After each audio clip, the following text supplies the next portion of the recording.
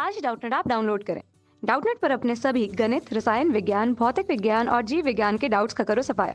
बस प्रश्न की फोटो खींचो, एक ही प्रश्न को क्रॉप करो और तुरंत वीडियो सोल्यूशन पाओ। अभी डाउनलोड करें।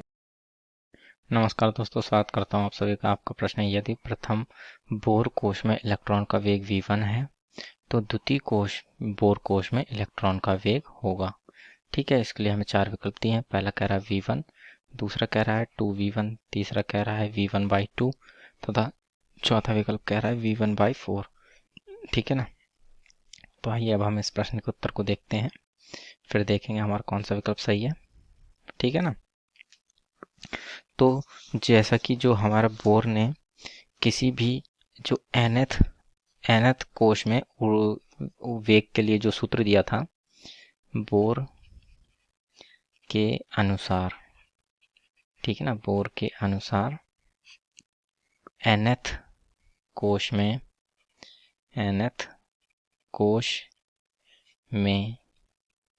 वेग के लिए जो सूत्र दिया था, उन्होंने दिया था Vn बराबर होगा हमारा V0। ठीक है ना, V0 Z/n।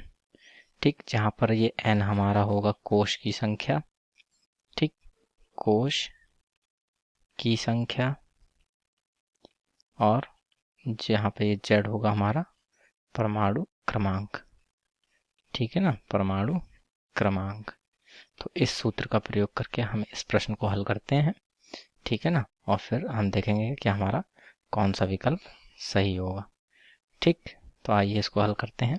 तो जैसा कि हमें दिया था कि प्रथम बोर कोश में इलेक्ट्रॉन का वेग क्या है, v1। ठीक है, अतः जो हमारा v1 होगा, तो यहाँ पर हम जो बोर ने जो ये को परिभाषित किया था, वह हमारा परिभाषित किया था हाइड्रोजन अथवा एक परमाणु क्रमांक वाले, ठीक है ना, परमाणु क्रमांक हैं या एक प्रोटॉन वाले तत्वों के लिए। ठीक, तो जब हम यहाँ पर रखेंगे तो Z का मान हमारा हो गया हाइड्रोजन के लिए,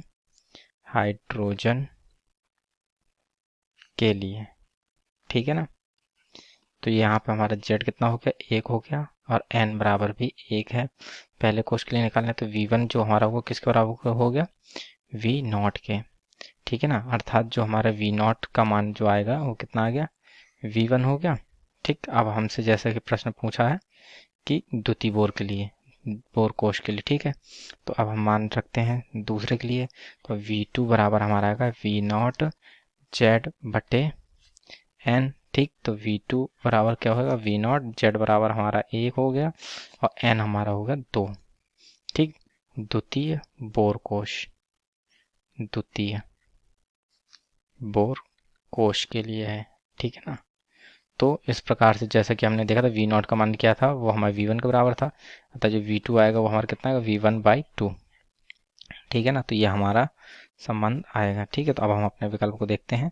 तो जब हम देखते हैं तो हमारा जो विकल्प नंबर 3 है उसमें हमारा मान है v1/2। ठीक, तो अतः जो विकल्प नंबर 3 है वही हमारे प्रश्न का सही उत्तर होगा। ठीक है ना, इस प्रकार से हमारे प्रश्न का उत्तर पूर्ण होता है। आशा करता हूँ आप सभी को उत्तर समझ में आया होगा। धन्यवाद।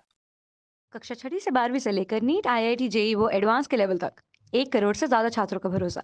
आज ही डाउनलोड करें डाउटनेट ऐप या व्हाट्सएप करें अपने सारे डाउट्स 8400 400 400 पर।